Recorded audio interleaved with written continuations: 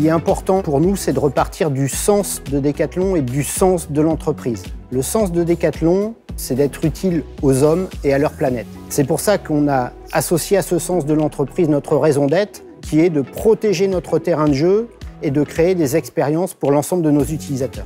Nous avons pris l'engagement de supprimer le plastique à usage unique pour 2026. Le packaging, ça peut aller jusqu'à 3 types d'emballages qui se cumulent. Il y a ce que vous voyez qui sont les emballages de vente, il y a les packs de transport et il peut y avoir des packs intermédiaires à l'intérieur pour protéger. Donc on agit sur les 3 niveaux pour éradiquer l'ensemble du plastique à usage unique de nos packaging. 2026, on le fera. Par contre, pourquoi on ne peut pas aller plus vite? Parce que sur ce type d'engagement, il y a des laps de temps qui sont réels et qui sont longs. Parce qu'on a du stock, parce qu'on a des productions en cours, on a plein de natures de produits. Toutes ces natures de produits-là ne réagissent pas de la même manière à la suppression du plastique. Il faut qu'on valide la qualité de ce qu'on fait.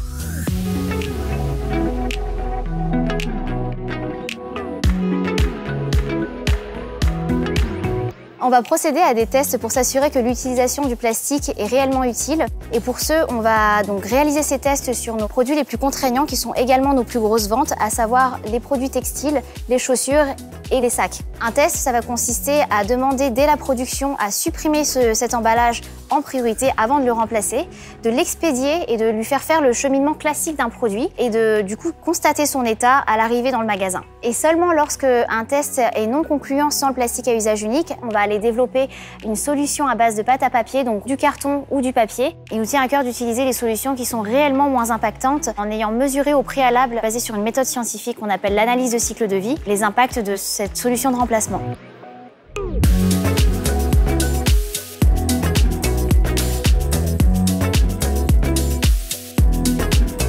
Comment on est organisé chez Decathlon? On a un ingénieur packaging qui est face à un sport et il va industrialiser et il va concevoir les emballages pour ce sport-là. Chaque ingénieur packaging a réalisé un état des lieux sur ses emballages de vente et ses emballages de transport. Ça nous permet de pouvoir directement tout de suite s'attaquer à des projets qui seront impactants et qui vont réduire énormément de plastique.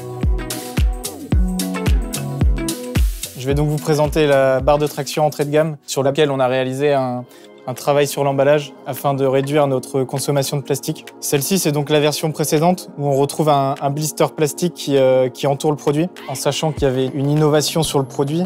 Un des briefs de départ du chef de produit, c'était donc d'avoir le produit totalement accessible en magasin. Ce nouvel emballage, il est intégralement en carton. Ce nouveau pack, il permet donc de tester la bague, mais il va aussi permettre d'avoir des informations visuelles beaucoup plus pertinentes. On avait un autre challenge, c'était de pouvoir contenir la notice et les pièces détachées à l'intérieur. Et enfin, on avait un troisième paramètre, et pas des moindres, c'était de faciliter son transport tout en protégeant le packaging. On a donc pour cela réalisé différents plis pour permettre de protéger la cartonnette durant le transport. Malgré tout, aujourd'hui, on a toujours 2 colliers de serrage en plastique que l'on n'a pas encore supprimés, mais sur lesquels on y travaille. Comme sur cette version en test et toujours pas validée, avec des liens papier. Le changement sur cet emballage, il était un peu complexe dans le sens où les emballages en plastique aujourd'hui sont toujours moins chers que les emballages papier équivalents développés aujourd'hui. Malgré tout, ça a été plutôt bien accueilli puisque ça nous permet aujourd'hui de réduire de 10 tonnes par an notre consommation de plastique à usage unique, rien que sur ce produit-là.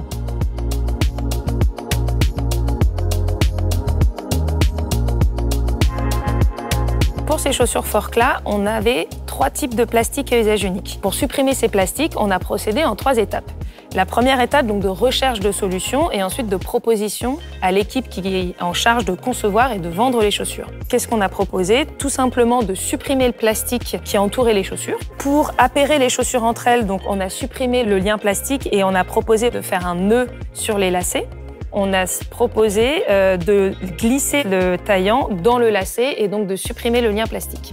En deuxième étape, on va tester nos solutions. Donc les 10 derniers mois, on a fait des commandes test entre notre fournisseur jusqu'en magasin pour tester ces solutions et donc valider le fait que nos produits ne sont pas endommagés, le fait qu'en magasin tout se passe bien et en entrepôt également. Et la troisième étape, ça a été d'aller rechercher auprès de nos collaborateurs, que ce soit en entrepôt ou en magasin, et nos clients, un retour donc sur la qualité du produit et sur la nouvelle manière de transporter ces produits sans plastique.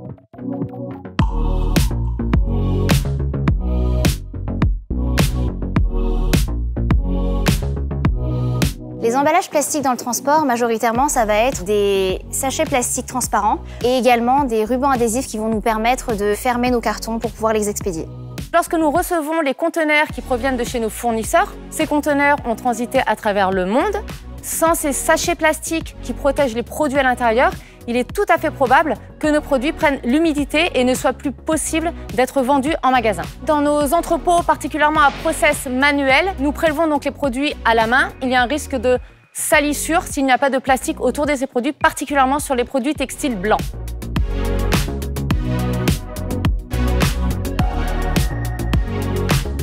L'ensemble de nos process en entrepôt sont animés par un gain d'efficience, d'efficacité au niveau du geste du collaborateur. La présence du sachet plastique nous permet aujourd'hui d'être plus productifs. Par exemple, si nous avons besoin de prendre 6 produits qui sont aujourd'hui rassemblés dans un même sachet plastique, ça nous permet de faire un seul geste de prélèvement au lieu de 6 gestes si ces produits ne sont pas rassemblés en un seul sachet. Et concernant la productivité sur nos sites mécanisés, nous avons une autre problématique qui est toute la mécanisation avec des capteurs. Si ces sachets plastiques ne sont pas bien replacés dans nos cartons, ça bloque le mécanisme et ça bloque le process de prélèvement.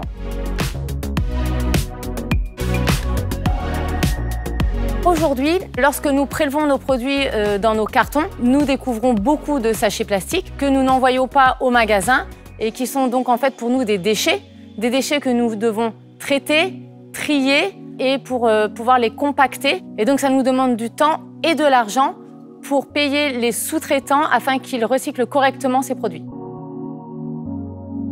Sur nos sites qui sont mécanisés, qui nous permettent d'expédier nos commandes e-commerce, la mécanisation de ces sites nous oblige à retirer le sachet plastique qui se trouve autour de tous les produits, ce qui diminue donc notre productivité. Lorsque nous préparons nos commandes e-commerce, mais que nous n'avons pas besoin de retirer ces sachets plastiques en entrepôt, ces sachets plastiques sont donc envoyés aux clients. Cela devient alors un irritant pour nos clients e-commerce.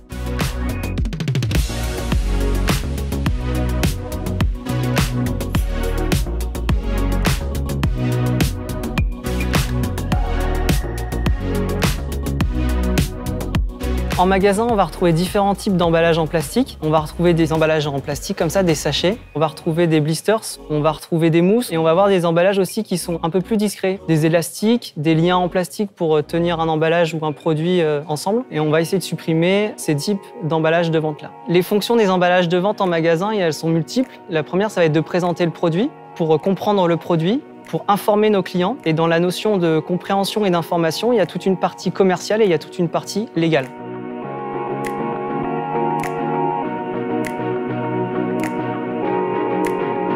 Les réceptions, on en a 2 fois par jour, une au matin et une le soir. Généralement, le plus long, ça va être le dépackaging, donc retirer le plastique, isoler les produits, les rassembler ensemble et ensuite les mettre en rayon.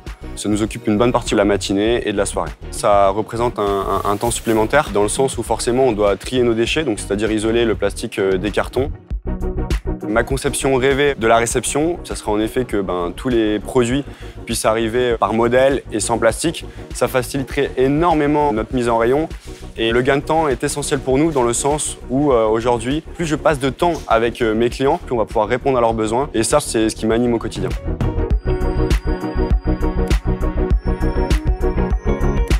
À titre vraiment personnel, c'est que je pense que nous tous, si en tout cas un certain nombre d'entre vous, vous êtes parents, à un moment, vous vous dites quelle planète je laisse à mon enfant, à mes enfants. Encore une fois, on n'a pas l'ambition d'être parfait.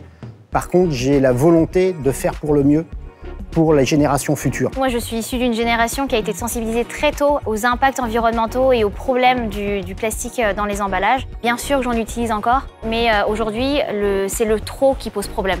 Ma démarche, elle est plutôt personnelle, c'est-à-dire que j'ai commencé dans ma vie perso à supprimer mes emballages. J'ai commencé à les ramasser quand je courais et maintenant, j'essaie de les supprimer dans mon boulot. Déjà aujourd'hui, plein d'actions sont mises en place et plein de résultats arrivent dans vos rayons. Nous supprimons déjà du plastique par centaines de tonnes et ça va continuer à s'accélérer.